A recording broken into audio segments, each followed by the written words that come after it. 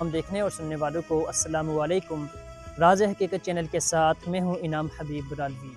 امید سلیم ہے آپ سب خیر و عافیت سے ہوں گے اور جہاں بھی ہوں گے اپنے اہل و عیال کے ساتھ خوش و خرم ہوں گے۔ ناظرین، آج 9 نومبر ایک خوددار شاہین صفت، شفیق، مرد مومن، صاف گو، جمہوریت پسند، 20ویں صدی کے معروف شاعر، مصنف، قانون دان، سیاست دان، تحریک پاکستان کی اہم ترین شخصیات میں سے ایک انمول شخصیت، وہ دانائے راز، حکیم الامت، شاعر مشرق، حضرت علامہ اقبال علیہ الرحمہ کا یوم ولادت ہے۔ اقبال علیہ الرحمہ جیسے عظیم انسانوں کی تخلیق قدرت کسی عظیم کام کے لیے کرتی ہے۔ جب برصغیر پاک و ہند میں چاروں طرف اندھیرے چھائے ہوئے تھے، فرزندان اسلام غفلت کی نیند سو رہے تھے، ایسے میں اقبال کی شاعری آزادی کا ترانہ بن کر گونجی۔ آپ کا پیغام حریت و آزادی قدرت کا بیش بہا انعام ثابت ہوا۔ آپ کی دلی آرزو تھی کہ مسلمان ایمان کی تصویر بن جائیں، قرآن کی تفسیر بن جائیں اور ان کا جذبہ نعرہ تکبیر بن جائے۔ آپ نے مرتدینوں کو حیات نو کا نغمہ سنایا، گرتے ہوئوں کو اٹھایا اور غلامی میں بھٹکنے والوں کو آزادی کا جلوہ دکھایا۔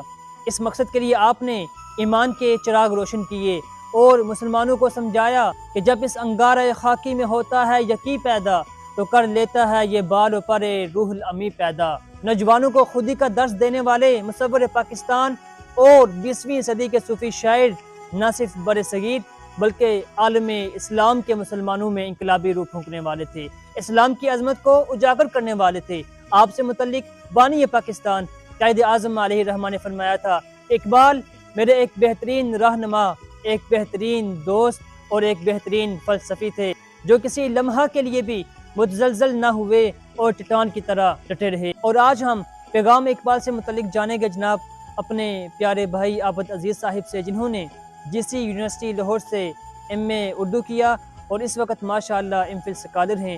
ہم ان سے جانیں گے کہ پیغام اقبال کیا تھا۔ تو سب سے پہلے عابد عزیز صاحب، راز حقیقت کے پلیٹ فارم میں آمد پر آپ کو امید دل سے خوش آمدید کہتے ہیں، اور چونکہ وقت اپنے دامن میں اتنی وسعت نہیں رکھتا تو ہم بغیر کسی اپنی بات کو تول دیے اپنے سوالوں کی طرف آتے ہیں۔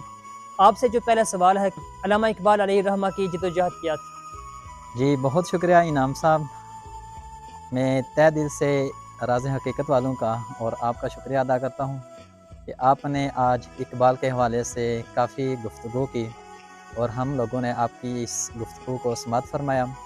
آئیے ہم اپنے سوال کی طرف چلتے ہیں کہ جو آپ نے سوال کیا کہ اقبال کی جد و جہد کیا تھی۔ اقبال کیا وہ پیغام دیتے ہیں کہ نہیں تیرا نشیمن کسر سلطانی کے گنبد پر، تو شاہین ہے بسیرا کر پہاڑوں کی چٹانوں پر۔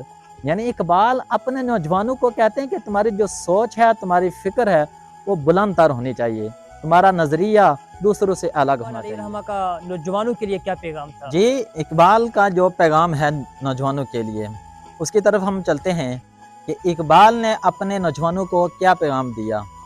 کہ علامہ اقبال پہلے تو کہتے ہیں کہ خودی کو کر بلند اتنا کہ ہر تقدیر سے پیرے، خدا بندے سے خود پوچھے بتا تیری رضا کیا ہے۔ کہ اقبال کہتے ہیں کہ جو تیری سوچ، تیری فکر ہے، اس میں تو دوسروں کا محتاج ہو کر نہ رہے، بلکہ تیری سوچ، تیری فکر دوسروں سے الگ ہونی چاہیے۔ اور ایک پیغام دیتے ہوئے کہتے ہیں، مسجد تو بنا دی شب بھر میں ایمان کی حرارت والوں نے، من اپنا پرانا پاپی ہے برسوں میں نمازی بن نہ سکا، کیا خوب امیر فیصل کو سنوسی نے پیغام دیا، تو نام و نسب کا حجازی ہے پر دل کا حجازی بن نہ سکا۔ اقبال بڑا ابتی شک ہے من باتوں میں منہ لیتا ہے، گفتار کا غازی تو بنا پر کردار کا غازی بن نہ سکا۔ یعنی اقبال نوجوانوں کو اپنی عملی زندگی صرف باتوں کے ساتھ نہیں ان کو کہتے، صرف ان کو یہ نہیں کہتے کہ تم اتنے بڑے بڑے ذہن بناؤ، اتنا نظریہ بناؤ، یہ نہیں کہتے، بلکہ ان کو اپنی عملی کوشش، عملی زندگی میں آ کر اپنا مشن، اپنی جد و جہد دوسروں سے بلند تر ہونا چاہتے ہیں۔ کہ صرف ایسا نہ ہو کہ تم صرف باتیں ہی کرتے رہو اور تمہارے پاس عمل کوئی بھی نہ ہو،